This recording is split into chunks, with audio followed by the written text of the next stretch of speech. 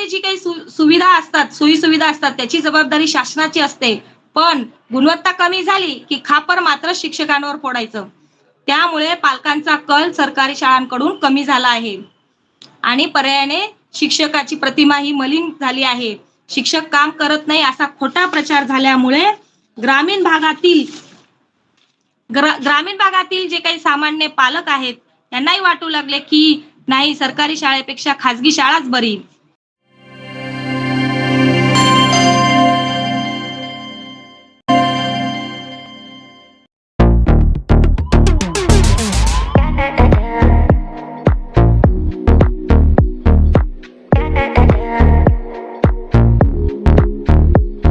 संविधान जागृती देशाची अंतर्गत ऑनलाईन विशेष व्याख्यानमाला. यामध्ये आजचे पुष्प क्रमांक आहे 1243 आणि आपल्या कार्यक्रमाचे आयोजक आहेत बहुजन हिताय बहुजन सुखाय ग्रुप शिक्रापूर, संविधान विश्लेषण समिती महाराष्ट्र, तसेच द्वारकामाई महिला व बाल कल्याण, मागासवर्गीय विकास संस्था त्रिवेणीनगर पुणे. आणि आपल्या या कार्यक्रमाचे आजचे प्रमुख वक्ते आहेत संविधान जागृती देशाची प्रगती या उपक्रमातील सर्व श्रोते. आजचा विषय आहे चर्चासत्र आणि आजचा विषय चर्चासत्रामध्ये जो आहे तो शिक्षण व्यवस्था आणि शिक्षकांवर वाढता तणाव. तर आपल्याला याविषयी अतिशय ज्वलंत आणि खूप महत्वाचा असा हा विषय आहे शिक्षणाचा. तर आपल्याला या विषयावर चर्चासत्र म्हणजे घडवून आणायचं आहे आणि यासाठी आपल्या सर्वांनाच म्हणजे प्रत्येकाने काही ना काही तरी आपले विचार व्यक्त कराव्यात असं मी सगळ्यांना सांगते, विनंती करते. कारण शिक्षण व्यवस्था ही सुरुवात पुण्यामध्ये जेव्हा शाळा सुरू केल्या तेव्हा शिक्षणाचा प्रभाव म्हणजे उच्चवर्णीयच करत होते, त्यांच्यावरच होता. आणि त्यानंतर जी अवस्था आपल्या दीनदुबळ्यांची अस्पृश्यांची महात्मा फुलेंनी पाहिली तेव्हा त्यांनी शिक्षणाचा प्रचार आणि स्वतः 18 शाळा काढल्या आणि स्वतःची आपली स्वतःची पत्नी माता सावित्रीबाई यांना स्वतः शिकवून मुख्याध्यापिका किंवा शिक्षिका अशा स्वरूपात त्यांनी लहान महिलांना सर्वांना शिक्षण देणं सुरू केलं. तेव्हापासून शिक्षणाचा महत्व लोकांना कळायला लागलं. आणि शिक्षणामुळे काय होतं, शिक्षणामुळे माणूस जागृत होतो, ज्ञानी होतो. आणि हीच शिक्षण व्यवस्था आता तेव्हा पूर्वीच्या काळात आमच्या वेळेस असं होतं की शिक्षक आम्हाला घरी येऊन घेऊन जायचे आणि वर्गात बसा तिथं शिकवायचे आणि खूप अभ्यास करून घ्यायचे, खेळायला द्यायचे आणि कुठल्या गोष्टीचा ताण तणाव नव्हता किंवा कुठल्याही आई वडिलांनी शिक्षकांना विचारलं नाही तुम्ही आमच्या मुलांना का मारता किंवा मुलांनीही कधी रडत जाऊन आपली शिक्षकांची कंप्लेंट केली नाही. असं इतकं शिक्षण चांगलं होतं ते. आणि खेळायला क्रीडा होत्या, मस्त खेळायचे, मनसोक्त मुलं हसायची, अभ्यास करायची आणि त्यातून सुद्धा खूप चांगले चांगले लोक म्हणजे चांगले चांगले असे मान्यवर असे घडलेले आहेत. तर मला या आजच्या शिक्षणावर असं सांगायचं आहे की ही जी शिक्षण व्यवस्था आहे आताची तर अतिशय ताण तणाव आणि खूप म्हणजे आपल्याला जिथं बघतो तिथं शिक्षकांवर ताण आलेला असतो आणि त्या ह्या शिक्षकांचे केवळ सगळ्या मुलांचा विकास व्हावा किंवा सगळ्यांना चांगलं शिक्षण द्यावं याच्यासाठी त्यांची धडपड असते. परंतु शासकीय जी दडपण असतं त्यांच्यावर, त्या शासकीय दडपणामुळे त्यांना याच्यातलं तर काहीच जमत नाही. त्यांची म्हणजे सगळीच त्यांची बाजू कोलमडते शिक्षकांची. कारण कसं की आता तंत्रज्ञान बदललेलं आहे, तांत्रिक आणि डिजिटल जे शिक्षण आहे त्याच्यामध्ये त्यांना स्वतः शिकावं लागतं आणि त्याच्यातून ऑनलाईन शिक्षण द्यायचं म्हणजे त्यांना स्वतःला शिकून मग ते विद्यार्थ्याला शिकवणार. मग याच्यामध्ये त्यांना ताण येतो ना शिक्षकांना सुद्धा.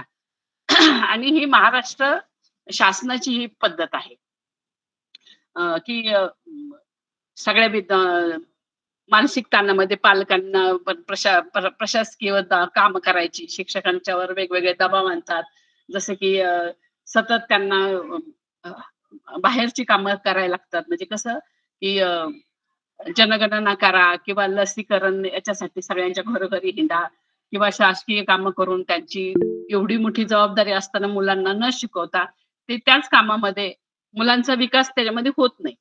तर अशी आजची जी व्यवस्था आहे आणि विकाऊ व्यवस्था आहे म्हणजे जी खाजगी शाळा आहेत त्याच्यामध्ये तर मी याच्या विरुद्धच आहे. कशामध्ये, की खाजगी शाळेमध्ये नाही शिक्षकांना ताण येत, नाही त्यांच्या व्यवस्थेला ताण येत. सगळं कामं पैसे देऊन केली जातात आणि सगळे पालकांच्यावर ते जबाबदाऱ्या टाकतात. अशी शिक्षणाच्या मध्ये आता इतका फरक पडलेला आहे. आणि बहुतेक मुलं मोबाईलमध्ये आणि मोबाईलमध्ये अभ्यास करायचा किंवा या सगळ्या जबाबदाऱ्या वाढल्यामुळं त्यांना बाकीच्या गोष्टीकडे पण पाहता येत नाही किंवा त्यांचा विकास होत नाही. अशी आजची शाळा आहे. तर खूप असं बाबासाहेबांनी सांगितलंय शिक्षण हे वाघिणीचं दूध आहे आणि ते घेतलंच पाहिजे. आणि जो तो पिल किंवा घेईल तो गुरगुरल्याशिवाय राहणार नाही. पण आजची शिक्षण व्यवस्था अशी आहे, की त्याच्यामध्ये अ, कामाचा बोजाच इतका वाढलेला आहे, की निवडणुका आल्या तरी शिक्षकांनाच बिझी करतात किंवा सरकारची कुठलीही एखादा उपक्रम आहे, त्यामध्ये शिक्षकांना बोलवतात किंवा शासनाची जी कामं आहेत, तेही शिक्षकांच्याकडनंच मग त्याच्यामुळं शिक्षणाकडे दुर्लक्ष होतं आणि ह्या कामाकडे ही शिक्षक लोकं जास्त हे म्हणजे जास्त कामं करत असतात. त्याच्यामुळं त्यांचं कामाचा ताण वाढून त्यांच्यावर दबाव येतो आणि त्याची आपल्याला त्याची जी काही साइड आहे, म्हणजे साइड इफेक्ट आहे ते मुलांच्यावर होतो. तर अशा पद्धतीत जे काही शाळा आहे, तर ह्या पूर्वीच्या शाळेत आणि ह्या शाळेत असा फरक आहे. आता प्रत्येकाला ट्युशन लागते, पालकांना शिकवायला लागतंय. त्यांना नेण्या-आणण्याचा जबाबदारी पण पालकांच्यावर लांब-लांब शाळा असल्यामुळे. म्हणजे ह्या सगळ्या ह्याच्यातच मुलं दमून जातात आणि अभ्यासाकडे पण त्यांचा जास्त कल नसतो. खेळाकडे कल नसतो. खेडोपाडीची मुलं आता खेळासाठी वंचित झालेली आहेत. कारण तिथं पटसंख्या कमी असते. त्याच्यामुळे शिक्षक काय शिकवणार त्यांना? आणि एका वर्गामध्ये 1ली ते 7वी ची विद्यार्थी सगळे एकाच वर्गात बसलेले असतात. आणि खाऊ वाटा किंवा काही योजना आहेत गव्हर्नमेंटच्या किंवा कपडे द्या किंवा खाऊ वाटा किंवा करा, हाताने करा आणि तुम्ही खा. याच्यामध्ये विद्यार्थी गुंतलेलाच गेलेला आहे. म्हणजे शिक्षण बाजूला आणि हे बाकीचंच खूप छान त्यांचं चालू आहे. आणि याच्यामध्ये शिक्षक पण लक्ष देत नाहीत आणि पालक सुद्धा गरीब असल्यामुळे किंवा नोकरीला, कामाला असल्यामुळे एवढं जास्त लक्ष देता येत नाही. अशी आजची ही शिक्षण व्यवस्था आहे. तर खूप बोलण्यासारखं आहे. आपल्या या कार्यक्रमामध्ये आपले खूप विचारवंत आहेत, अभ्यासक आहेत. तर मी सर्वांनाच विनंती करते, की कुणी ना कुणी काहीतरी आपले मत व्यक्त करा. तर आजच्या या कार्यक्रमामध्ये ज्यांना आपल्याला काय आपलं मत व्यक्त करायचंय त्यांनी आपलं हँड राइज करून अ, आपलं मत व्यक्त करावं आणि हे चर्चासत्र आहे. प्रश्न उत्तरं पण झाली पाहिजेत. एकामेकाच्या बोलण्यावर आपल्याला उत्तरं पण दिली पाहिजेत. शंकेचं निरसन पण झालं पाहिजे. शंका पण उपलब्ध झाल्या पाहिजेत. तेव्हा त्या चर्चासत्राला आकार येतो किंवा विषय रंगतो. तर मी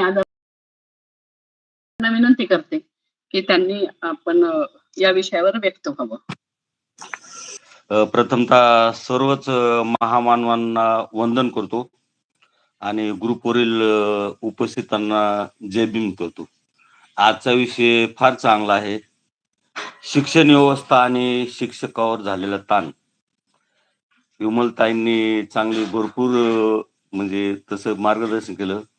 आता मी शिक्षक असल्यामुळं मला बोलावंसं वाटलं. मी रिटायर्ड शिक्षक आहे. आजची परिस्थिती अशी आहे, की शिक्षण हे कोणत्याही देशाच्या प्रगतीची गुरुकिल्ली आहे आणि चांगली शिक्षण व्यवस्था देशाला सक्षम, सुसंस्कृत आणि जबाबदार नागरिक घडवते. परंतु आजच्या काळामध्ये शिक्षण व्यवस्थेत अनेक बदल होत चालले आहेत. नवीन अभ्यासक्रम, डिजिटल शिक्षण, सततच्या परीक्षा, शासकीय अहवाल, विविध उपक्रम, शिक्षकावर कामाचा ताण मोठ्या प्रमाणावर वाढत चाललाय. शिक्षक फक्त विद्यार्थ्यांना शिकवत नाहीत, तर त्यांना संस्कार, मूल्य आणि जीवन कौशल्य देतात. मात्र आज शिक्षकांना अध्यापनाला सोबतच ऑनलाईनही कामं, ऑनलाईनचे नोंदी, प्रशासकीय कामे, विविध सर्वे, विविध अहवाल, विविध प्रशिक्षण कार्यक्रम, पालकांशी संवाद, अनेक अतिरिक्त जबाबदाऱ्या पार पाडाव्या लागतात. त्यामुळं त्यांच्यावर मानसिक आणि शारीरिक ताण निर्माण होतो. कोविड काळानंतर डिजिटल शिक्षणाला मोठे महत्व आले. शिक्षकांना नवीन नवीन तंत्रज्ञान शिकवावे लागते. ऑनलाईन वर्ग घ्यावे लागतात. ग्रामीण भागात इंटरनेटची अडचण येते. साधनांची कमतरता भासते. यामुळे ताणतणाव वाढू शकतो. थोडक्यात सांगायचं, खाजगीकरणावर शासनाचा जोर कल वाढलाय आणि शिक्षकावरील कामाचा ताण वाढला. अवांतर कामे जास्त आहेत शिक्षकांना. परत विद्यार्थ्यांची प्रगती झाली पाहिजे अशी विचारणा केली जाते. अवांतर कामाची जर विचारणा किंवा जर तुम्हाला असेल तर तुम्ही चाट होता. शिक्षकांना इतके अवांतर काम येते की पहिला शालेय पोषण आहार, खिचडी भात पूरक आहार शिजवला पाहिजे. खोल्यांचे बांधकाम शिक्षकांनाच करावं लागते. गणवेश वाटप म्हणजे टेलर काम शिक्षकांना करावं लागते. वेगवेगळ्या शिष्यवृत्त्या आहेत, समाज कल्याणकडून शिष्यवृत्त्या दिल्या जातात. त्या शिष्यवृत्त्याचे वर्गीकरण करून ते सुद्धा शिक्षकांना करावं लागते. पहिलीचे चौथीमध्ये SC ST NT चे एक मुलींचा गट असतो, त्यांना उपस्थिती भत्ता मानला जातो. दररोज हे मुली शाळेत जर आले तर त्यांना पहिली ते चौथीपर्यंत 5वी पर्यंत उपस्थिती भत्ता दिला जातो. त्याचं काम शिक्षकांना करावं लागतं. हे काम काय हरकत नाही, परंतु जनगणना शिक्षकालाच करावं लागते 10 वर्षातून एकदा. सर्व प्रकारच्या इलेक्शन ड्युट्या जिल्हा परिषदेच्या असू, पंचायत समितीच्या असू, ग्रामपंचायतीच्या असू, विधानसभेच्या असू, लोकसभेच्या असू, ह्या सर्व इलेक्शन ड्युट्या शिक्षकांनाच करावं लागतात. याशिवाय मतदार यादीमध्ये नाव दाखल करण्यासाठी BLO म्हणून मतदार यादी सुद्धा नाव यांनाच घ्यावं लागतं. याशिवाय ऑनलाईन पोर्टलची माहिती भरावी लागते. विद्यार्थ्यांचं आधार कार्ड घेणं, 5 ते 6 वयोगटातील मुला मुलींचा सर्वे करावा लागतो आणि 6+ म्हणजे दाखल पात्र विद्यार्थ्यांची यादी तयार करावी लागते. असे बरेच काम शिक्षकांना करावे लागतात. त्यामुळं शिक्षकांना सुद्धा ताण पडतो.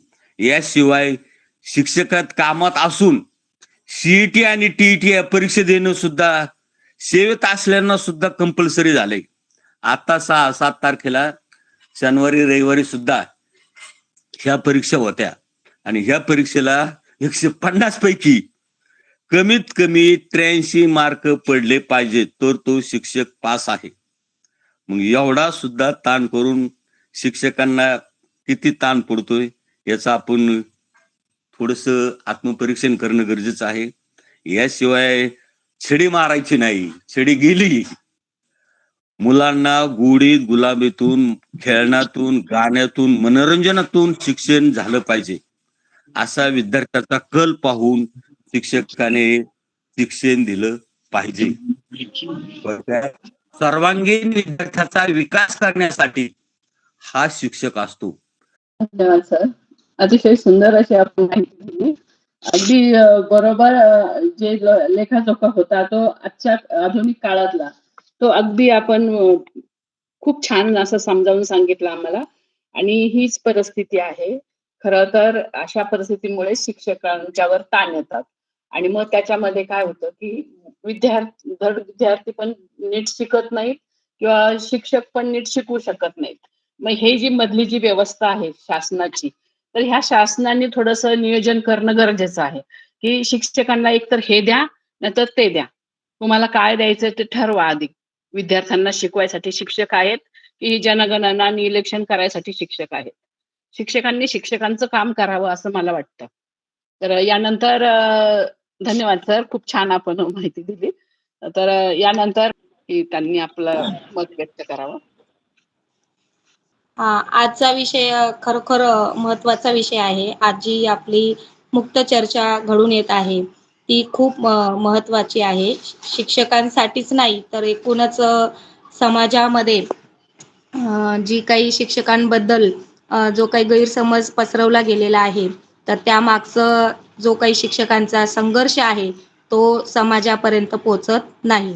म्हणून ही जी आजची मुक्त चर्चा आहे ही सर्वांपर्यंत पोहोचणं गरजेचं आहे किंवा याविषयी बोलणं फार महत्त्वाचं आहे. तर संविधानाने आपल्याला जरी शिक्षणाचा अधिकार दिला पण आजची शिक्षण व्यवस्था ही कोणत्या वळणावर उभी आहे? ज्ञानदान करणारा जो शिक्षक आहे, तो आज कुठल्या ओझ्याखाली दबला गेला आहे, कोणत्या कामामध्ये, कोणत्या ताणतणावामध्ये आहे. नंतर सरकारी जी शाळांची जी अवस्था आहे आणि जे खाजगीकरण चाललं आहे किंवा शाळांचं जे काही वाढती संख्या आहे, खाजगीकरणाचं जे काही फुटलेलं पेव आहे, तर यावर खरं तर आपण मुक्त संवाद हा साधलाच गेला पाहिजे. तर संवाद हा लोकशाहीचा आत्मा आहे. संविधानाने दिलेल्या ज्या आपल्याला अभिव्यक्ती स्वातंत्र्याचा आपण इथे वापर करून आपण शिक्षण व्यवस्थेतील त्रुटींवर बोट ठेवून किंवा त्यावर आपल्याला काय उपाय करता येईल यावर ही चर्चा झाली पाहिजे. तर माझा पहिला आता मुद्दा असा आहे, की आज आपण जी मीटिंग घेतो आहोत, तर यामध्ये महत्त्वाचा विषय आहे शिक्षण व्यवस्था आणि शिक्षकांवरील ताण. तर काही मुद्दे मला मांडावेसे वाटतात, की मी जरा मुद्दे सांगते, की सरकारी शाळा ज्या आहेत, त्या कमी करून खाजगीकरण करण्याचा प्रस्ताव चालू आहे. खाजगीकरणाकडे कल जास्त आहे. सत्य काय आहे हे लोकांपर्यंत पोहोचणं गरजेचं आहे. इंग्रजी शाळांचा जो भूलभुलैया चालू आहे, थोडक्यात काय खाजगीकरण वाढत आहे इंग्रजी शाळांच्या नावाने. शिक्षकांचा अनुभवांचा सन्मान केला पाहिजे, तो तिथे दिसत नाही. टीईटीच्या नावाखाली अनुभवी शिक्षकांना एक प्रकारे मानसिक छळ आहे. सामाजिक दृष्टिकोन आणि एक प्रकारे शिक्षकांची बदनामी, तसंच खाजगी शाळांची व्यापारी लाट चालू आहे. पायाभूत सुविधांचा अभाव आणि शिक्षकांची पदरमोड यावरही बोलले पाहिजे.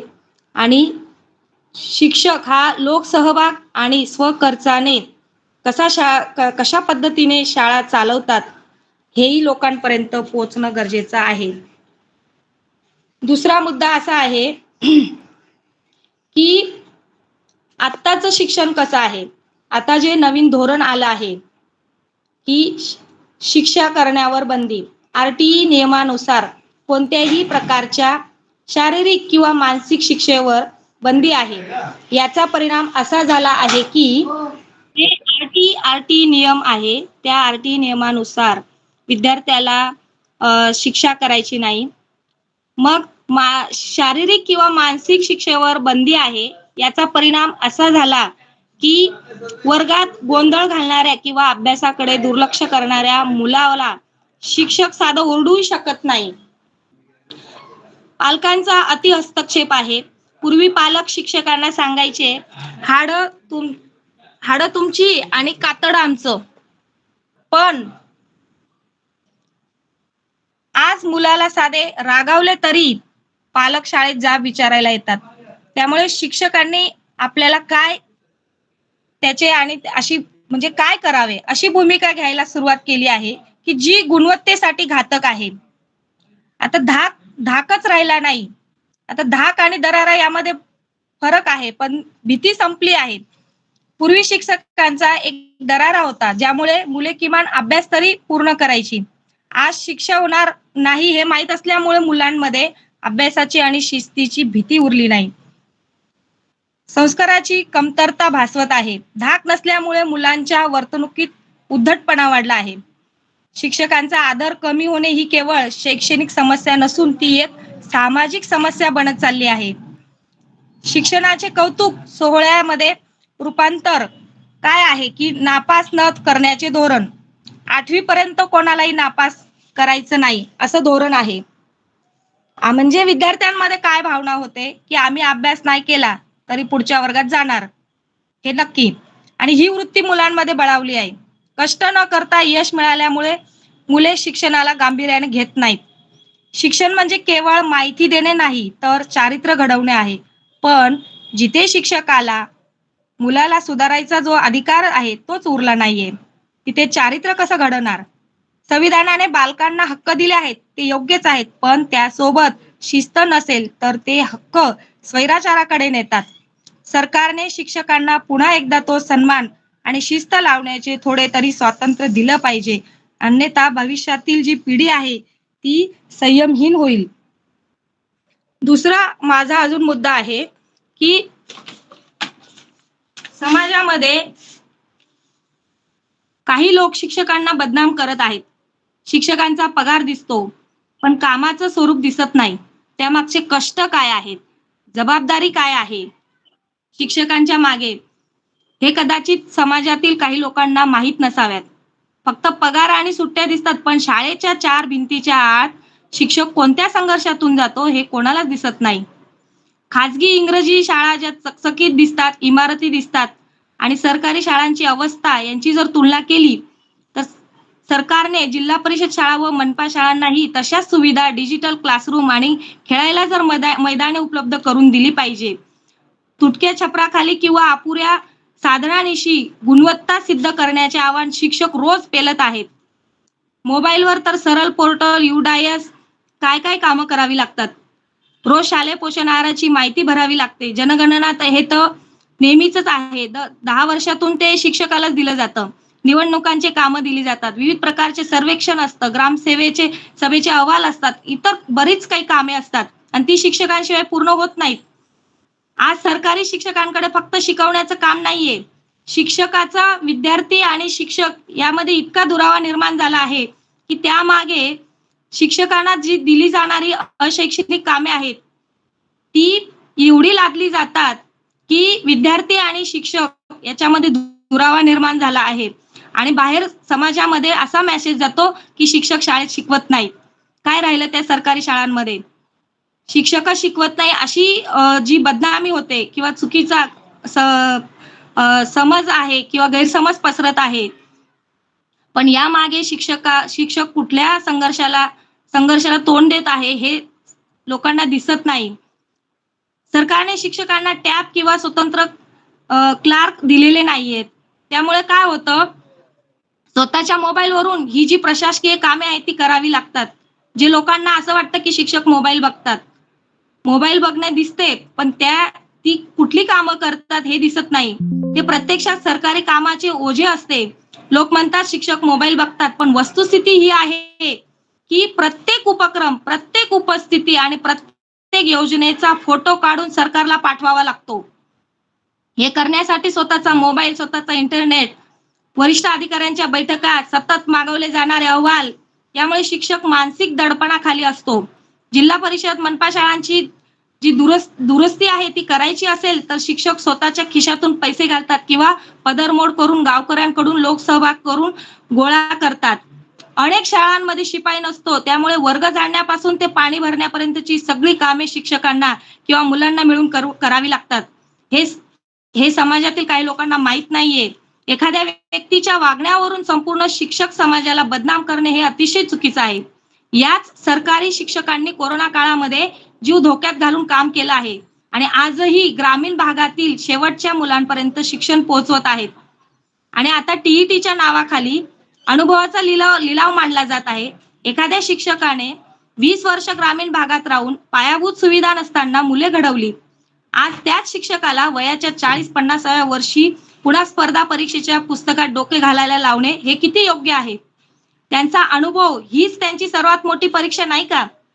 TET अनिवार्य केल्यामुळे अनेक जुन्या शिक्षकांच्या नोकरीवर टांगती तलवार आली आहे. ज्या वयात माणसाने निवृत्तीचं नियोजन करावं किंवा अध्यापनामध्ये अधिक सखोलता आणावी, या वयात त्यांनी तुमची नोकरी जाईल अशी भीती दाखवणे हा मानसिक छळ नाही का?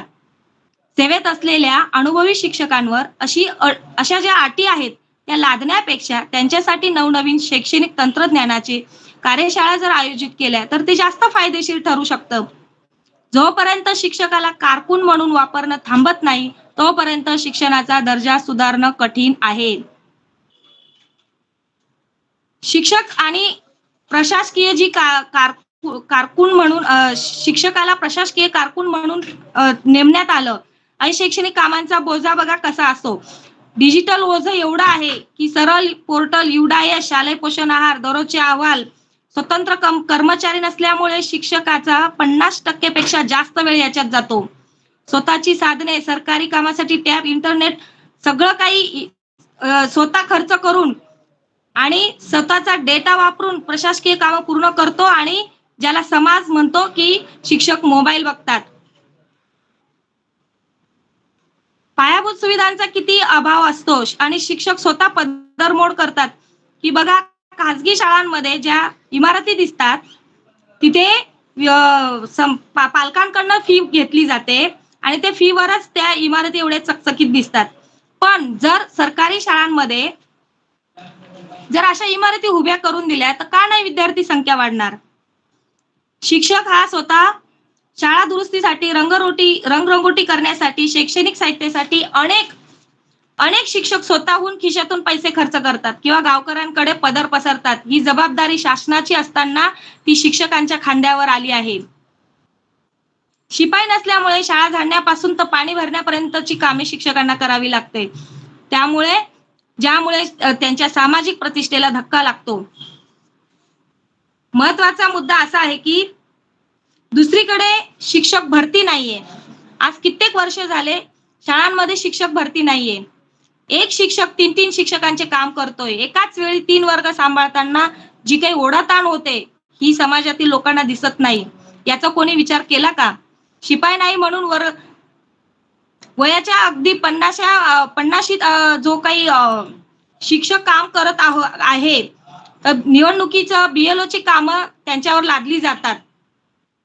आजच पाहिजे, आताच पाहिजे, ताबडतोब द्या अशी मेसेज येतात.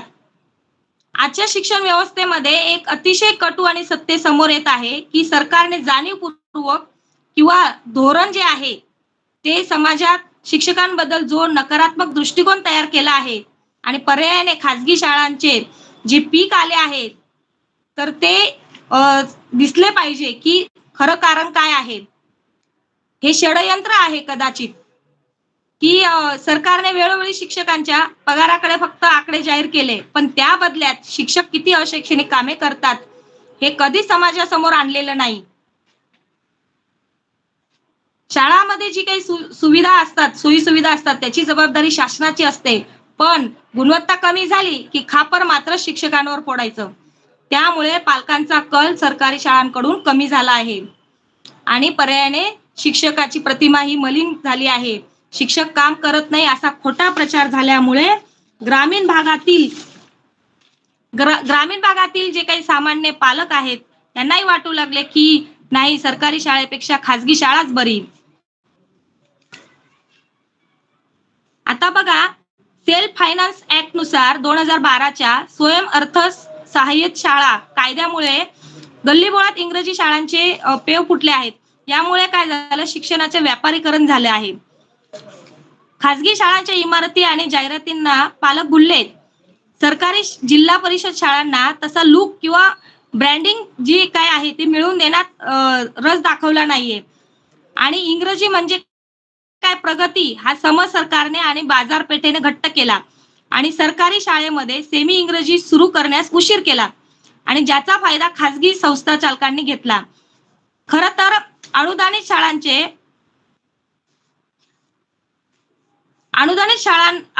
ज्या शाळा आहेत त्या शाळांचे अनुदान रोखून धरल्यामुळे त्या शाळा सुद्धा कमकुवत झाल्या, ज्यामुळे पालकांना नाईलाजाने महागड्या विना अनुदानित इंग्रजी शाळांकडे वळावं लागलं.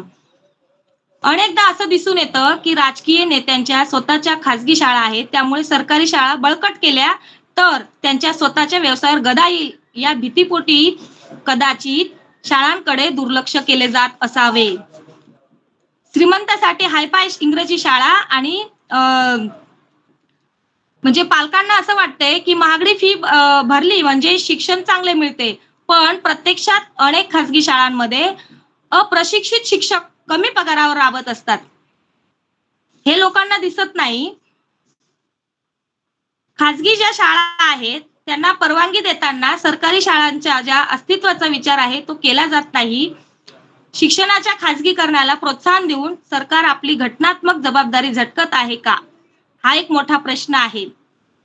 सरकारी शाळांना केवळ गरिबांची सोय न ठेवता गुणवत्तेचे केंद्र बनण्यासाठी ठोस राजकीय इच्छाशक्तीची गरज आहे. आणि तसं पाहायला गेलं तर समाजामध्ये एक जाणीवपूर्वक चित्र रंगवलं जात आहे. सरकारी शिक्षक काम करत नाही आणि खासगी शाळा खूप प्रगत आहेत, पण हे चित्र अर्धसत्य आहे. वास्तव हे आहे की सरकारी शाळांच्या दुरावस्थेला शिक्षक नाही तर सरकारची चुकीची धोरणे, जाणीवपूर्वक केलेलं दुर्लक्ष जबाबदार आहे. एकीकडे सरकार विना अनुदानित इंग्रजी शाळांना स्वयं अर्थसहाय्यित नावाखाली गल्लीबोळांमध्ये परवानग्या देत आहेत. 2-2 मिनिटावर शाळा आहेत. विचार करा त्या पालकाला काय वाटेल की कोणत्या शाळेत विद्यार्थ्याला घालावे. जी शाळा जवळ आहे तिथेच पर्यायाने तिथे पाठवणार. पण या शाळा खाजगी शाळा विना अनुदानित फी भरून तिथे पालकांना पाठवावे लागत आहेत. यामागे कितीतरी कारणे आपल्याला दिसून येतात. दुसरीकडे जिल्हा परिषद आणि मनपा शाळांची निधी कपात करत आहेत. चकचकीत इमारती आणि इंग्रजी भाषेचा बागुलबुवा करून पालकांची लूट सुरू आहे. पालकांना वाटते की महागडी फी म्हणजे गुणवत्ता, पण प्रत्यक्षात अनेक शाळा खाजगी शाळांमध्ये अप्रशिक्षित शिक्षक तटपुंज्या पगारावर राबत आहेत. दुसरीकडे सरकारी शिक्षकाला डाटा एंट्री ऑपरेटर बनवून ठेवले आहे. ज्या हातांनी फळ्यावर अक्षरे गिरवायला हवीत ते हात आज मोबाईलवर सरळ आणि युडायचा डाटा भरत आहेत. जनगणना, निवडणुका, हिवताप सर्वेक्षण, आता काय मागे आले होतं की कुत्र्यांची संख्या मोजायची. मुख्याध्यापकाने तो डाटा अहवाल द्यायचा आहे. सांगा, अशी कामे करावी लागतात. जर शिक्षक शिकवण्यावर म्हणजे शिक्षक जर विद्यार्थ्यापासून जर दूर असेल तो शिकवणार कधी? आम्ही एक मागे मोर्चा काढला होता की आम्हालाही शिकवू द्या, पण नाही, त्याला विरोध केला त्या गोष्टीला.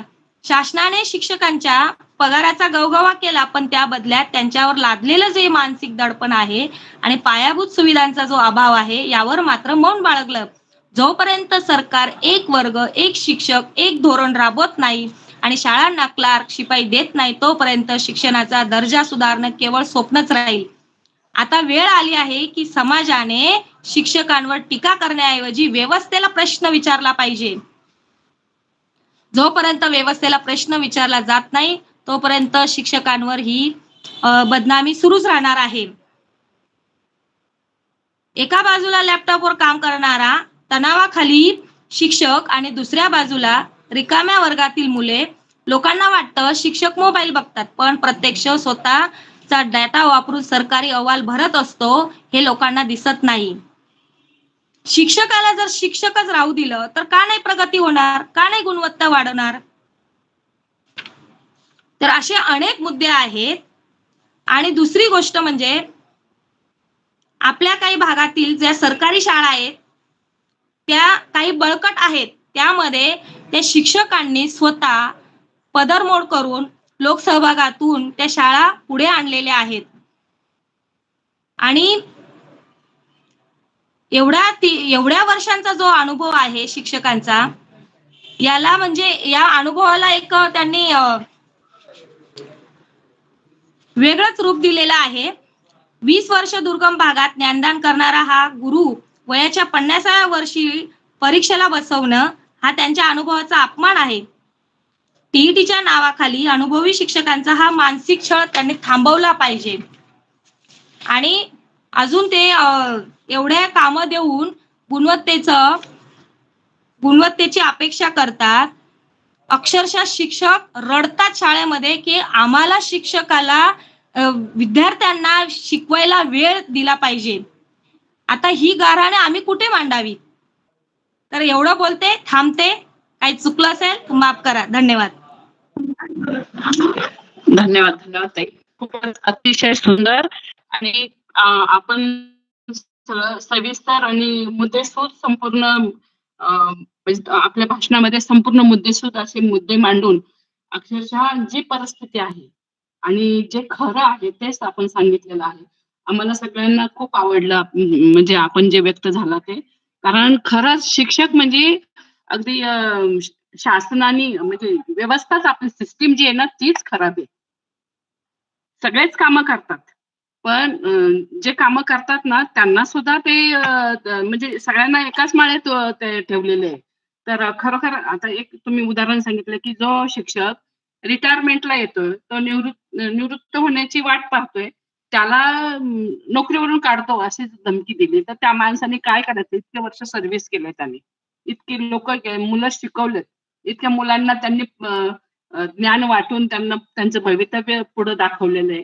त्या शिक्षकाला असं बोललं जातं. तर खरं ही अतिशय वाईट आणि खेदाची गोष्ट आहे.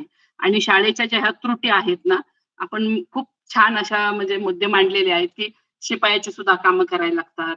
ही जनगणना वगैरे हे तर आधीपासून आम्हाला माहित होतं. हे सुद्धा आता करायला लागतंय. खरंच अतिशय वाईट गोष्ट आहे आणि शिक्षकांची मनं जाणली पाहिजेत. आता अ, आपला रोष जास्ती समाजावर आहे. पण समाज सुद्धा काय करणार?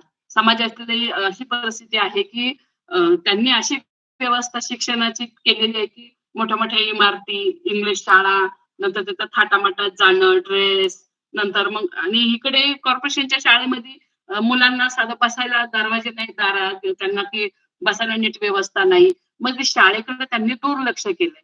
ही व्यवस्था म्हणजे सिस्टमच इतकी अशी आहे, की जेणेकरून गरिबाचा मुलगा शिकलाच नाही पाहिजे. आणि जे आणि त्यातून जर शिकत असेल तर पैसे देऊन शिका. आणि आता हे शाळा आता तुम्ही शाळा म्हणा, खाजगी शाळा म्हणा किंवा पेट्रोल पंप म्हणा, हे काय साध्या-सुध्या माणसांचे नाहीत हे. ते ट्रस्टी वगैरे जे आहेत ना, हे सगळे वरच्या लेव्हलची लोकं आहेत. आणि त्यांनी त्यांचा व्यवसाय बंद व्हावा नाही म्हणून या शाळांची ही अवस्था केली आणि शिक्षकांना हा छळ मांडलेला आहे. तर अतिशय वाईट वाटलं आपलं सगळं मनोगत ऐकून. खूपच छान आपण मुद्दे मांडले. धन्यवाद आणि आपण येत जा आमच्या कार्यक्रमामध्ये. आम्हाला खरोखर अशी गरज आहे, की कोणीतरी म्हणजे चांगलं-चांगलं कोणी नवीन असं काही सांगितलं तर आम्हाला खूप आवडेल. यानंतर मी आदरणीय मॅडमला विनंती करते, दावडे यांना विनंती करते, की त्यांनी आपलं मनोगत किंवा चर्चासत्रात आपलं मत मांडावं. सर्वांना सविनय जय भीम, जय भारत, जय संविधान. सर्वात आधी 10वी-12वी बोर्डच्या ज्या परीक्षा विद्यार्थी देत आहेत, त्यांना खूप साऱ्या शुभेच्छा.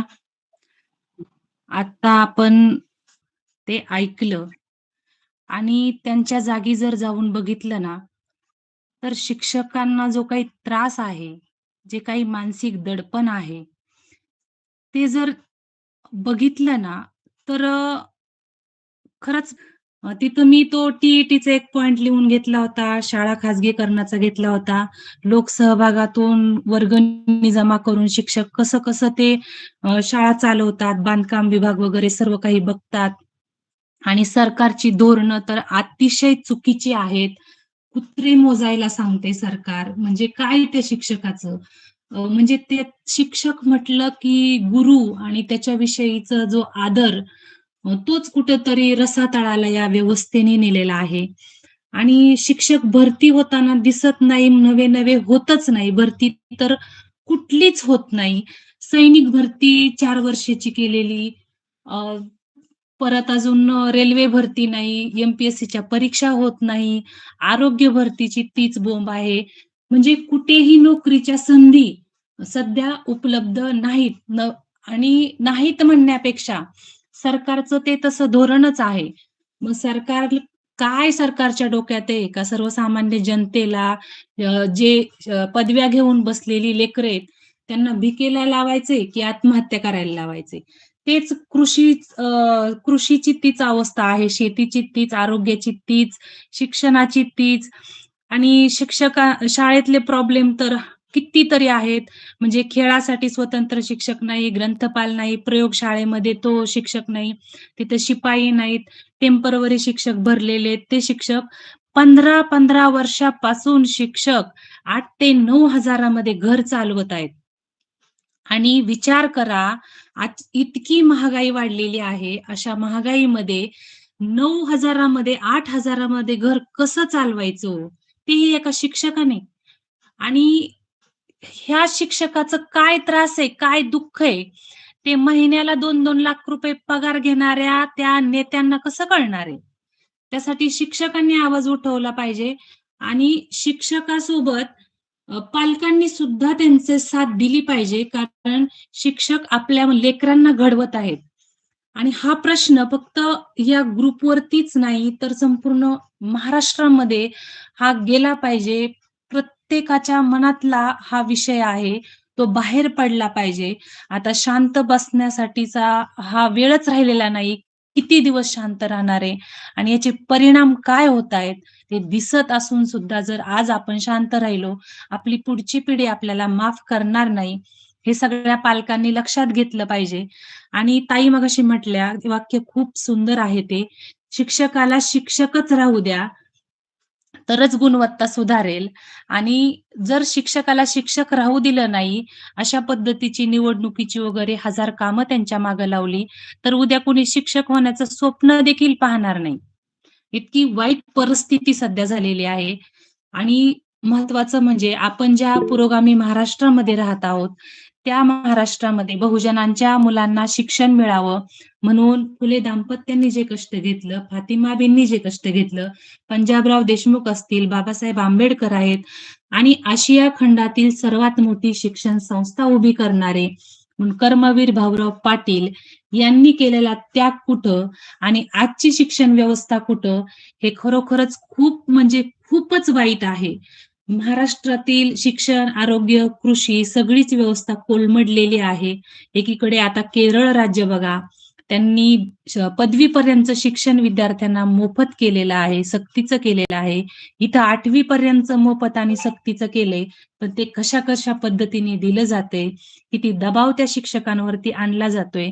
आणि ताई म्हटल्या ना, तसं मी तर खात्रीने आणि जबाबदारीने सांगते, हा जो त्रास शिक्षकांना दिला जातोय, हे जाणून बुजून मराठी शाळा किंवा जी रयत शिक्षण संस्थेसारखी संस्था आहे, हे सगळं बंद पाडून बहुजनांच्या मुलांना शिक्षणापासून दूर ठेवण्याचा या मनुवादी व्यवस्थेचा डाव आहे, हे मी जबाबदारीने बोलते. आणि सगळ्यात महत्वाचं आपण पालकांनी एक गोष्ट करायची आहे, मुलांना ह्या इंग्लिश मीडियमच्या नादामध्ये खाजगी शिक्षण संस्थांच्या ज्या आकर्षणामुळे ज्या काही भौतिक सुविधा दिल्या जात आहेत ना, त्या आपण आपल्या कुवतीपेक्षा जास्त देतोय. आणि आपण त्या कुठेतरी थांबवणं गरजेचं आहे. कारण आपण दिलेल्या भौतिक सुविधांमुळं मुलांना सुद्धा आपल्या कष्टाची किंमत राहिलेली नाही आणि शिक्षकांची तर अजिबात राहिलेली नाही. त्यामुळे मुलांवरती शिक्षकांविषयीचे चांगले विचार त्यांच्या मनामध्ये रुजवणं ही आजच्या काळाची गरज आहे. कारण मुलं बोलता शिक्षकांविषयी इतकी टिंगल-टवाळी करतात ना, म्हणजे मित्रांच्या नादाने आमचीच मुलं घरामध्ये येऊन शिक्षकांबद्दल जे काही बोलतात, ते जर आमच्या कानावर आलं, तर आमचं काम आहे मुलांना झापणं, की अरे गुरु असा आहे, की तो पिढी घडवतोय आणि त्याचा अपमान करण्याचा तुला बिलकुल अधिकार नाहीये.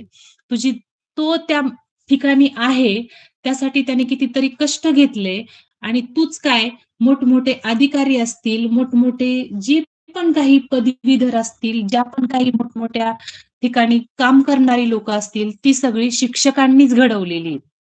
आणि म्हणून शिक्षकांचा अपमान आपल्या मुलांना करू देऊ नका. आणि आता असलेल्या या व्यवस्थेमध्ये आपल्या सगळ्यांना एकत्र येऊन आपल्या पुढच्या पिढीच्या भविष्यासाठी जे काही चाललंय ते थांबवण्यासाठी शिक्षकांसोबत राहणं खूप गरजेचं आहे. मी तर म्हणते रस्त्यावरची लढाई जरी लढायची वेळ आली ना, तरी सर्वांनी एकीने लढलं पाहिजे. कारण आता गरज आहे परत एकदा महाराष्ट्राला चळवळीची, पुरोगामी विचाराची. आता गरज आहे परत एकदा त्या महामानवांच्या विचारांची. घरात बसून नुसतंच बोलून चालणार नाही. आता आपल्या लेकरांच्या भविष्यासाठी सर्वांनी बाहेर पडलं पाहिजे आणि जे काही बोलत आहेत त्यांच्या पाठीशी राहिलं पाहिजे. आणि बोलण्याचं स्वातंत्र्य आपल्याला कुणाला भीक मागायची गरज नाही. आपल्याला आपल्या भारतीय संविधानाने विचाराचं स्वातंत्र्य दिलेलं आहे, बोलण्याचं स्वातंत्र्य दिलेलं आहे. आपला आवाज दाबणाऱ्यांसाठी आपण संविधान हातामध्ये घेऊन त्यांना शांत करू शकतो, त्यांना गप्प बसायला भाग पाडू शकतो. तुम्ही इतकं पोटतिडकीने बोललात. मला असं वाटलं की मीच काही वेळ शिक्षिका आहे की काय आणि ती सगळी कामं मलाच करावी लागत आहेत की काय. खरंच मी तुमची खरंच मनापासून म्हणजे काय करू, ऋण व्यक्त करू, काय करू? पण ग्रेट खरंच तुम्ही व्यक्त झालात. असं सगळ्यांनीच बोललं पाहिजे. नुसतं ग्रुपवर नाही, तर रस्त्यावरची लढाई लढा. तरच काहीतरी होईल आणि तरच काहीतरी होईल. मी थांबते. जय भीम, जय भारत, जय संविधान. धन्यवाद ताई. आपण खूपच सुंदर इतकं अनुभवानेच संपूर्ण आपण व्यक्त झालेला आहात आणि जो आपले पण जे काही मुद्दे आहेत ते खरोखरच त्याच्यावर म्हणजे पालकांनी घरातल्या सर्व पालक किंवा समाजाने ह्याच्यावर विचार करणं गरजेचं आहे. आणि जी ही जाणून बुजून जी त्रास देण्याची जी भूमिका आहे, तर ही खूप दिवसापासून आहे. आपल्याला पण माहितीये की बाबासाहेबांनी जेवढं शिक्षणावर जोर दिला आणि बाबासाहेबांनी जे जे सांगितलंय त्याच्या विरुद्ध ही व्यवस्था आहे. आणि तेच नेमकं करत नाही. म्हणजे कसं की शिक्षण शिका, तर शिक्षणच त्यांनी महाग करून टाकलं. नोकऱ्या नाहीत, आरक्षण नाही किंवा कुठल्याही सुविधा पण दवाखान्याच्या म्हणजे त्यांनी सांगितलंच, बाबासाहेबांनी सगळं हे नमूद केलेलं आहे की सरकारने सगळे ह्या दवाखाने मोफत दिले पाहिजेत मुलांना. 6व्या वर्षापासून ते 14 वर्षापर्यंत मोफत शिक्षण दिलं पाहिजे. पण ह्या व्यवस्था सगळ्याही बंद झालेल्या आहेत. फक्त कागदावर आहेत आणि त्या फक्त बोलायसाठीच आहेत. अक्षरशः याचा फायदा तसा होतच नाही. दवाखाने, शाळा ह्या सगळ्या गोष्टी फार अवघड झालेल्या आहेत. सर्वसामान्य माणसाचं लाईफ खूप म्हणजे ह्या काय करणार? एकतर मुलांना शिकवणं पण त्यांचे गरजेचं आहे आणि ह्या सगळ्या व्यवस्थेशी त्यांना टक्कर देणंही गरजेचं आहे. कारण त्याच्याशिवाय त्यांचा उदरनिर्वाह होणार नाही किंवा नोकऱ्या आहेत, समाजात वागायला लागतंय. अ, प्रत्येक गोष्टीवर खूप म्हणजे कॉम्प्लिकेटेड थोडक्यात म्हणजे. तर हे जे चाललेलं आहे, तर हे खरंच तुम्ही सांगितलं रस्ते व्हायला पाहिजे. किती दिवस हे करणार? अगदी बरोबर. मी आपल्या मताशी सहमत आहे. धन्यवाद ताई. खूप आपणही नेहमी जॉईन होत जा आणि आम्हाला असंच मार्गदर्शन करत जा. धन्यवाद. आदर्शांना वंदन. आज ऑनलाईन उपस्थित असलेल्या सर्व विचारवंत उपासक उपासिका यांना सविनय जय भीम, जय भारत, जय संविधान. खरंच आज मुक्त संवादाचा विषय खूप छान निवडलेला आहे. शिक्षण व्यवस्था आणि शिक्षकांवरील वाढता ताण. खरंच या दोघींनी आजची जी व्यवस्था, जो वाढता ताण आहे तो शिक्षकांवरच नाही तर सुनीताताईंनी सांगितलं बघा, सर्व क्षेत्रावर हा ताण वाढलेला आहे आणि अशी कदाचित मनुवाद्यांचीच ही आहे, चाल आहेच. कारण याच्याबद्दल दुमत नाही. कारण त्या सर्वांना माहित आहे की बाबासाहेबांनी शिक्षण हे वाघिणीचं दूध आहे. म्हणून आपण शिक्षण आपल्या सर्व आई वडिलांनी गर्भित सर्व अर्धपोटी उपाशी राहून आपल्या मुलांना शिकवलं. आजही आई वडील तोच बाबासाहेबांना जो सांगितला होता तोच पर्याय आपण करत आहोत आणि त्यामुळं शिक्षण घेऊन आपल्यात बरीच सुधारणा झाली.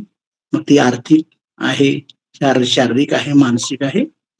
आणि डॉक्टर बाबासाहेबांनी म्हटलं होतं सुद्धा की आपण ज्यावेळेस बाबासाहेबांचे भाषण आणि खंड वाचतो त्याच्यामध्ये बाबासाहेबांनी खूप सविस्तरपणे या समाजाशी कसं लढावं आणि याच्यातले धोके पण काही सुद्धा सांगितलं होतं. आणि आज बाबासाहेबांना तो काटशह देण्यासाठीच मग शिक्षण आहे, शाळाच बंद करून टाका. शिक्षण आहे, महाग करून टाका. शिक्षण शिकवणारे शिक्षक आहेत, त्यांना कमी पैसे द्या, त्यांना तास वाढवा. म्हणजे ते शिक्षण नीट देऊ शकणार नाहीत आणि त्यांच्यावर इतका ताण वाढला पाहिजे की त्यांनी काहीही म्हणजे वेगळंच काहीतरी त्यांना करावं. किंवा मग बरेच शिक्षक बघा आत्महत्या सुद्धा करतात या वाढत्या ताणामुळं. म्हणजे गव्हर्नमेंटचं हे काम आहे खरं म्हणजे. मनुवाद्यांनी मात्र बाबासाहेब काय म्हटले होते की जोपर्यंत इतर समाजाचं शारीरिक, मानसिक आणि आर्थिक नुकसान होत नाही तोपर्यंत त्या समाजाच्या लक्षात सुद्धा येत नाही. परंतु आज परिस्थिती बाबासाहेबांचं हे त्या मनुवाद्यांनी उचललेले आपलेच आज शारीरिक, आर्थिक आणि मानसिक शोषण सुरू केलेलं आहे. परंतु काय झालेलं आहे, बोलण्याचा अधिकार दिलेला आहे. तर खरंच आहे की या आताच्या काळामध्ये बघा, आरक्षणामुळे आपल्याला शिक्षण झालं, नोकऱ्या मिळाल्या, त्यानंतर आर्थिक विकास झाला, छान एकाचे बंगल्यात राहू लागले, फ्लॅटमध्ये राहू लागले, सुरक्षित राहू लागले, विकास करू लागले. कोणाच्या याच्यामध्ये सुद्धा आपण नसतो. हा, फक्त आपल्या बांधवांना वर काढण्यासाठी आपण प्रबोधन करीत असतो. परंतु मलाही असं वाटतं, आताची ही परिस्थिती सर्व पाहता आम्हाला सुद्धा काहीतरी, सुनीताताईंनी सांगितलं की रस्त्यावरची लढाई लढली पाहिजे. आणि लढाई म्हटलं की शस्त्र आली, हत्या आल्या, रक्त व्हायला पाहिजे. रक्त क्रांतीशिवाय होणार नाही. कारण आपण फक्त निदर्शन, नंतर त्याला विरोध करण्यासाठी आपण फक्त मोर्चे काढणं, हा त्याच्यातला काहीही त्याचा उपयोग होणार नाही. आपल्या या ग्रुपवर, बहुजन हिताय बहुजन सुखाय ग्रुपवर आदरणीय संविधान विश्लेषक सर्वांचे आपले अनंत भवरे सर यांनी सुद्धा प्रबोधनाच्या माध्यमातून ते आपल्याला सांगतात की संविधानाची एवढी वर्ष अंमलबजावणी झाली नाही. कारण संविधान हे जगात एक नंबरचं आहे. सर्व मानवांना कल्याणासाठी, निसर्गाच्या पर्यावरण यासाठी सुद्धा सर्व त्याच्यात आहे. लोकांना जातीनिहाय म्हणा किंवा त्यांच्या प्रमाणात त्यांना आरक्षण द्या. हा आरक्षण आज आरक्षणाला सर्व बाजूनं विरोधच चाललेला आहे. इव्हन इतका विरोध झालेला की संविधानाप्रमाणे जर जगलं असतं तर सर्वांना सर्व अधिकार, सर्वांना विकास, हा खरं बाबासाहेबांचा तो उद्देश होता. परंतु ह्या मनोवाद्यांनी या 3% किंवा 9% धरा, आणि आज तर काय झालेलं आहे की संपूर्ण देश हे चालवत आहे, व्यापारीकरण झालेले सर्व बाबतीत. त्यामुळे आपल्याला हे खरं म्हणजे सगळ्यांनाच ताण सहन करावा लागतोय. तेव्हा यासाठी रस्त्यावरची लढाई, आणि लढाई म्हटलं की या सगळ्या आला, त्याशिवाय त्यांच्याही लक्षात येणार नाही. आता ही, कारण किती दिवस सहन करणार आहे, म्हणजे सहन करा, आत्महत्या करा, त्यापेक्षा मग लढून त्या व्यवस्थेविरुद्ध लढून मेलेलं काय वाईट आहे. त्याशिवाय ही क्रांती होणार नाही. क्रांती ही अशी बाबासाहेबांनी पेनाने केली क्रांती, परंतु आज तशी परिस्थिती राहिली नाही. त्यावेळेस इंग्रजांचं सरकार होतं, इंग्रज, कारण ते मानणारे होते, न्यायाला मानणारे होते आणि समजदार होते, समजून घेणारे होते. पण आपलेच लोक असून जातीभेदांनी हे जे बरबटलेले आहेत ते कधीच करणार नाही, कारण त्यांनी माणसाची किंमतच नाहीये.